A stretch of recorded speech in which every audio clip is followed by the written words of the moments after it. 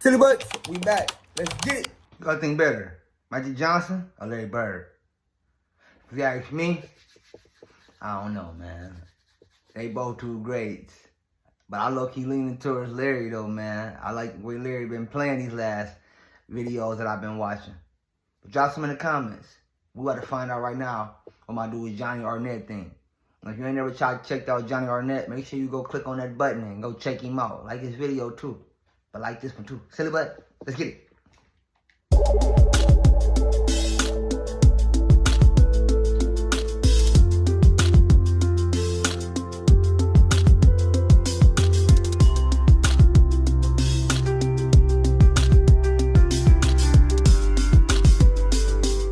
In this Versus series, we take a look at two greats of basketball history as we analyze their skills, achievements, and career totals, ending with a conclusion on who is the greater basketball player overall.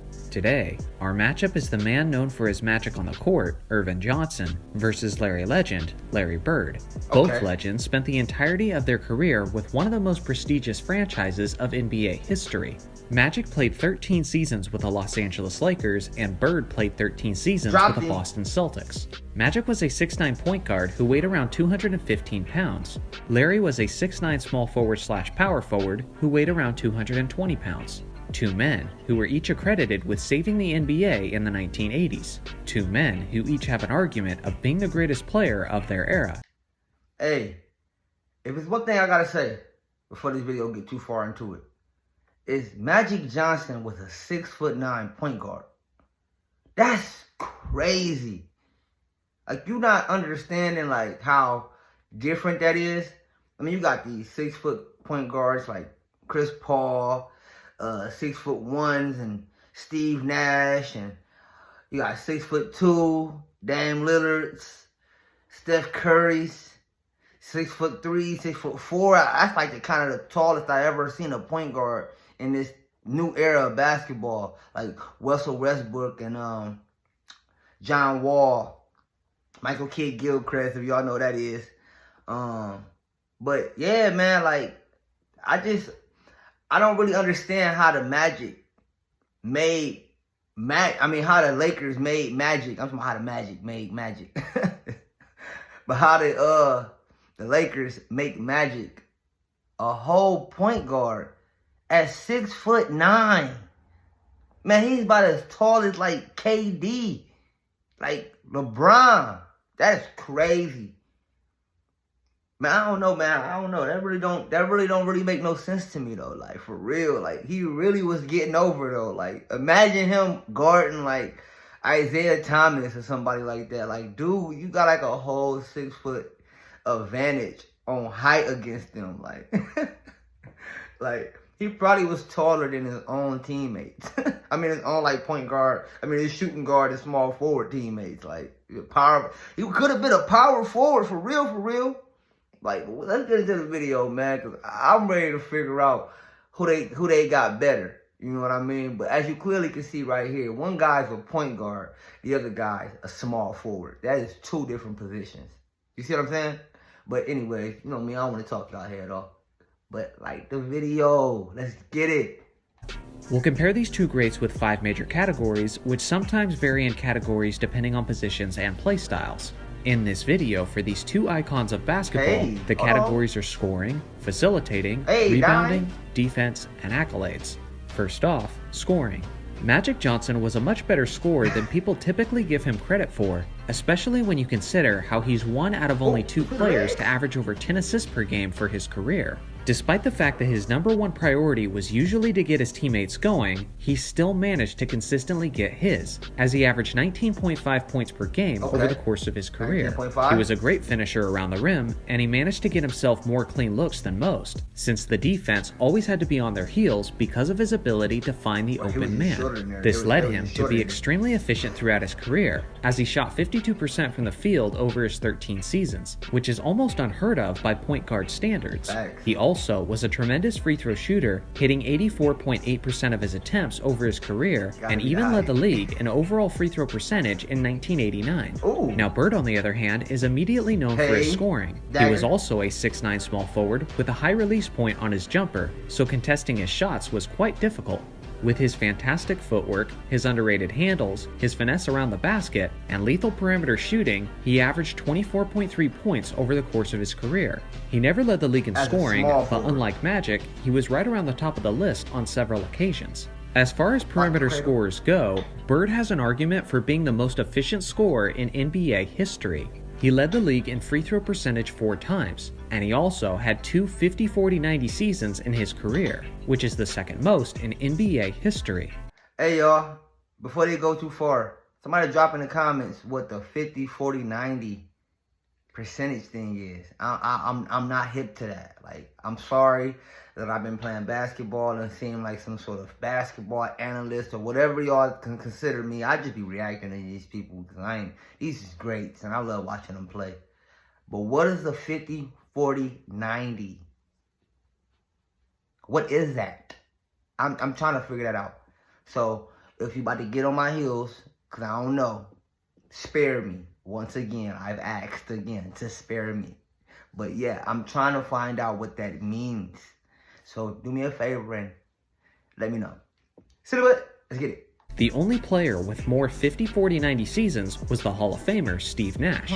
But Nash was never close to being a near 30 points per game scorer like Larry was several seasons. So the fact that Bird was able to maintain that efficiency as a perimeter scorer and at such a high volume of shots is pretty much unprecedented.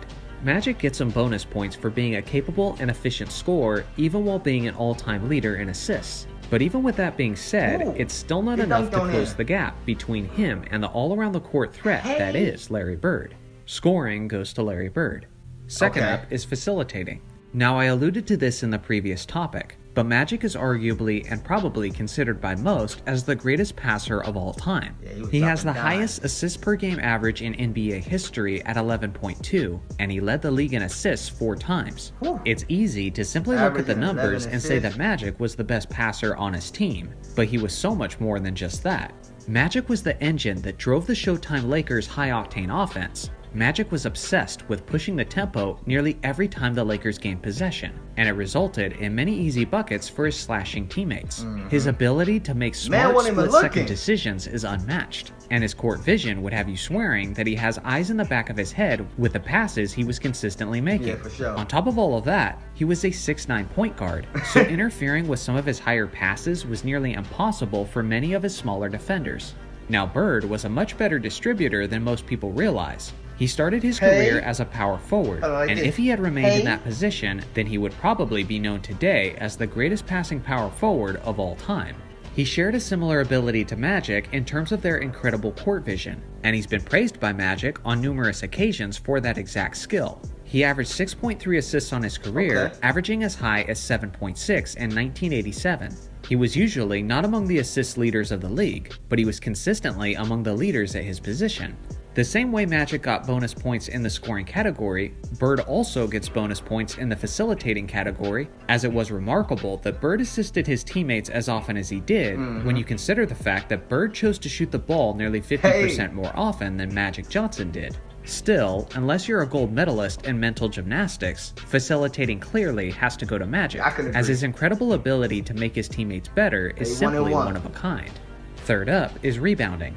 Now this one can be a little bit tricky since I'm making the case for different positions. One is typically more of a perimeter player, while the other plays more in the interior, and naturally, the advantage goes to the interior player where most rebounds are available, especially in an era like the 80s where less perimeter shots are taken. All things considered, Magic was a pretty good rebounder, especially by point guard standards. He successfully used his superior height and frame to his advantage over smaller guards, and he was often hungry to get the ball as quickly as possible so he could then push the fast break on offense.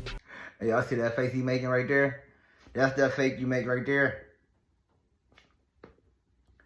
Right before you about to pass it that way. You looking this way and pass it that way. And I know, believe me, because I consider myself a facilitator too. A floor general is what I would like to call it. You know what I mean? I'm out there calling the shots, setting up the plays. I can see it going on before it even happened. Feel me? Like I got eyes behind my head too. And I can see the future all at the same time. But that's the face right there you make. And you're looking this way and you pass it that way. Ah, come here. Gotcha. See the butt? He averaged 7.2 rebounds over the course of his career, getting as high as 9.6 in 1982. Now Larry Bird averaged 10 rebounds per game over his career, getting as high as 11 in 1983. One thing no one ever questioned about Bird back then was his hustle and heart. It was common for him to play the game with a physical and tenacious approach, and doing so continuously with 100% effort. These are qualities that naturally benefit a player's ability to secure the boards. This has resulted in Bird having the 50th highest rebounds per game average in NBA history. Most of the players on that list are either primarily power forwards or centers though, which Larry was not. He played mostly as a small forward. Among primary small forwards, Larry has the third greatest rebounds per game average in NBA history. When you consider the positions, this one is extremely close. But for me, the slight edge goes to Larry Bird. Not just because of his higher numbers, but it's about how he played to get those numbers, as Bird was known for a more grit and grind type approach, which is a great quality when you're banging for the boards in the 80s. Fourth on the list is defense. 2-1. Magic was never considered as an elite defender, as he didn't make any all-defense teams in his career, but he was certainly a capable one. His sheer size made it somewhat difficult for opposing guards to score over him or to get into a favorable position with physicality. Magic had a high top speed that he always used on offense, but his lateral movement wasn't the quickest on defense, which made it sometimes difficult for him to stay in front of the quicker, smaller guards. His hands were decently quick, and he was pretty good at jumping the passing lanes, which resulted in him leading the league in steals twice, including the 1981 season where he averaged an incredibly strong 3.4 steals per game. He also averaged 1.9 steals over the course of his career, although he didn't have a strong vertical leap and was never a good shot blocker, as he only averaged 0.4 blocks over his career and never averaged at least one per game in a season, which is pretty surprising considering his height and length advantage over almost every opposing guard. Did y'all just see how he was towering over Isaiah Thomas right there? Like literally. That's what I was talking about at the beginning of the video. The man 6'9" as a point guard, going up against 6 foot point guard. like 6 feet point guard. Like, come on now. That's crazy, yo. Like hey, the Lakers done pulled it off. They pulled it off. I don't think nobody gonna be able to pull that off no more. He'll be the only person to ever pull that off. But you know what? Now we on Magic Johnson. Shout out to him for becoming a billionaire, man. He was just proclaimed to be one of the a billionaire, basically like that, and an African American billionaire at that too, man. Give him a clap for that, man. You know, I know it really might not matter to many and most, but you gotta give people that recognition when it's due. You just gotta give him a clap. Shout out to him for that. The man's a billionaire. And let me hold something, cause I'm DtaeNoDinero and I ain't got no money. Silly. Larry was known to be slow, and he wasn't the most quick or athletically gifted player, but I do think he's somewhat of an underrated defender compared to how he's perceived by the general public. The Boston Celtics were a consistently elite defensive team, and Bird's high basketball IQ was a significant help in that area. Bird made 3 all-defense teams and averaged 1.7 steals and 0.8 blocks over his 13 seasons. Bird could be a bit of a pest on defense, as his effort and tenacious attitude was never lacking. Due to his slower and less athletic frame, it wasn't uncommon for him to need help defensively if he was guarding some of the athletic and talented wings in the league, like Michael Jordan and Dominique Wilkins for example. With that being said, Bird was good at communicating with his teammates, trapping offensive players and forcing turnovers as a result. This one is somewhat close, but at the end of the day, Bird has the slightly better individual defensive numbers, he's the more accomplished defensive player, and he was the team leader of the consistently better defensive team throughout the decade. Defense goes to Larry Bird. Last on the list of categories is accolades, and both of these legends had a ton of them. Magic Johnson won 5 NBA championships, 3 Finals MVPs, and he won 3 League MVPs. He made 12 All-Star teams and 10 All-NBA teams. He was a 4-time assist champion and a 2-time steals champion. In his 13 seasons, he averaged 19.5 points, 7.2 rebounds, 11.2 assists, 1.9 steals, and 0.4 blocks on 61 true shooting percentage. Larry Bird won 3 NBA championships, 2 Finals MVPs, and 3 League MVPs. He made 12 All-Star teams, 10 All-NBA teams, and 3 All-Defense teams. He was also the 1980 Rookie of the Year and was a 2-time 50-40-90 player. In his 13 seasons, he averaged 24.3 points, 10 rebounds, 6.3 assists, 1.7 steals, and 0.8 blocks on 56.4 true shooting percentage. Based on this list, I think Magic has the slight advantage on accolades. Now, as far as how these players compare as a whole, as usual, it's extremely close. And the only reason I'm picking between these two is because I have to for the sake of the series. But for myself personally, Larry Bird is the more complete player and ranks higher on my all-time list. I think most of the time, people rank Magic slightly higher because of his edge in championships over Bird. But you have to also consider that basketball is a team sport, and although both legends were blessed with a tremendous supporting cast, also keep in mind that the East was definitely the stronger conference throughout the 80s, which meant it was even more difficult for the Celtics to get to the NBA Finals in the first place. Although I do think Bird is the slightly better and more complete individual player, I do think there is a strong argument for Magic. But I think that argument goes beyond the stat sheet and leans more into the narrative that no one has ever made their teammates better than Magic Johnson did, which is probably true, and if that's enough for him to be your choice, then I respect that. Let me know in the comments section who's higher on your list, Magic Johnson or Larry Bird. Thanks for watching as always. Make sure to like and subscribe for more basketball content, and I'll see you guys in the next video.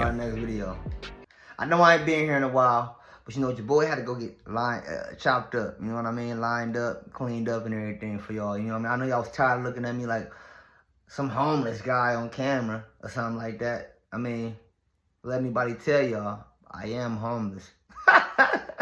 I'm DtaeNoDinero, man. I'm actually shooting this video outside somewhere. It's kind of cold. But no, though, who do y'all think was better, Magic or Larry? According to the video, Larry Bird had the edge over Magic with a 3/2. He had defense, he had scoring, and if I'm not mistaken, he had defense? Yeah, defense. That's what it was.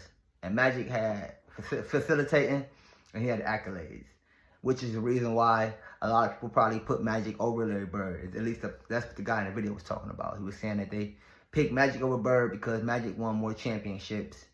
But we know what basketball really is. It's a team sport. Oh, and that's another reason why he said people choose Magic Johnson too, though, because Magic Johnson made his teammates better. But we know basketball is a team sport, so I don't know. Actually, now that I said it out loud, I don't know. Who y'all think was better, Magic or Larry? Silly. Yo, peace.